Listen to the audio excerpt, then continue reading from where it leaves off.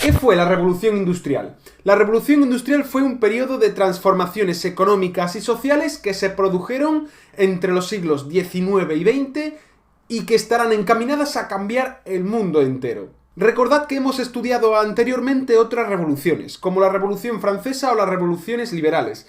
Pues bien, la Revolución Industrial en realidad fue la que produjo el mayor cambio, un cambio muy significativo entre la gente, porque el mundo pasó de vivir así a vivir de esta otra forma, mucho más parecida a la nuestra. Durante el siglo XIX, como decimos, se producirán una serie de transformaciones tanto a nivel social como económico que cambiarán todo esto. ¿Por qué se producen estas transformaciones? Vamos a estudiar cuatro factores que van a desencadenar la llamada Revolución Industrial. El primer cambio que va a producirse en el siglo XIX en Inglaterra será en el campo. Se producirá una llamada revolución agrícola. Tenemos que entender en primer lugar que a finales del siglo XVIII la agricultura en Europa y casi en el mundo era, digamos, muy parecida a la que se heredó de la Edad Media. Es decir, basada en la tracción animal, en el incansable trabajo manual y en que la propiedad agrícola estará repartida en muy pocas manos. Asimismo nos encontramos con una pobre alimentación y el uso de una técnica, el barbecho, en la cual nos encontramos con que 1/3 de todas las tierras tienen que descansar para recuperar sus nutrientes. Todo ello provocando, como podemos imaginar, una productividad escasa. Pues bien, los cambios que van a producirse en la agricultura en el siglo XIX son los siguientes. En primer lugar, nos vamos a encontrar con que poco a poco va a sustituirse el viejo sistema de barbecho heredado de la Edad Media por el llamado sistema de rotación Norfolk. Vale.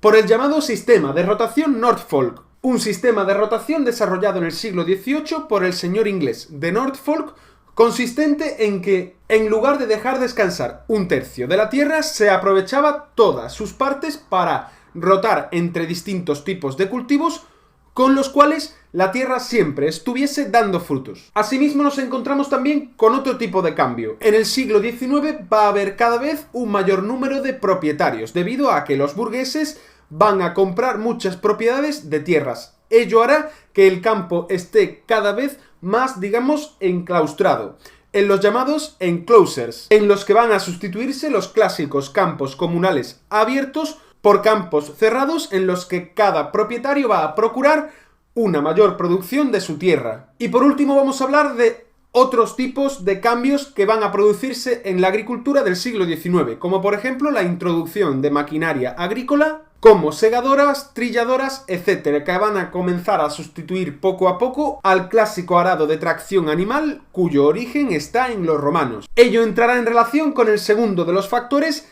de la Revolución Industrial, es decir, con la segunda de sus causas, porque la segunda será la llamada Revolución Demográfica. A comienzos del siglo XIX nos encontramos con que van a comenzar a producirse un aumento significativo de la población, causado fundamentalmente por lo que hemos visto con anterioridad. Este crecimiento, que romperá la clásica sociedad del antiguo régimen, cuya población estaba muy estancada, se debió, como ya hemos visto, al descenso de la mortalidad causado por la mayor disponibilidad de alimentos, al desarrollo de la medicina y a que la tasa de natalidad continuará durante gran parte del siglo XIX siendo muy alta. Asimismo, vamos a estudiar también otra serie de causas que van a producir la revolución industrial. En primer lugar, hemos estudiado con anterioridad cómo durante el siglo XIX la burguesía va a comenzar a hacerse con el poder en la gran parte de las primeras potencias mundiales, los países de Europa, Estados Unidos o, por ejemplo, Japón. Una burguesía que mediante estos procesos revolucionarios, la mayoría de ellos liberales, van a demandar un poder político con el que poder mejorar su situación económica, ya de por sí muy buena.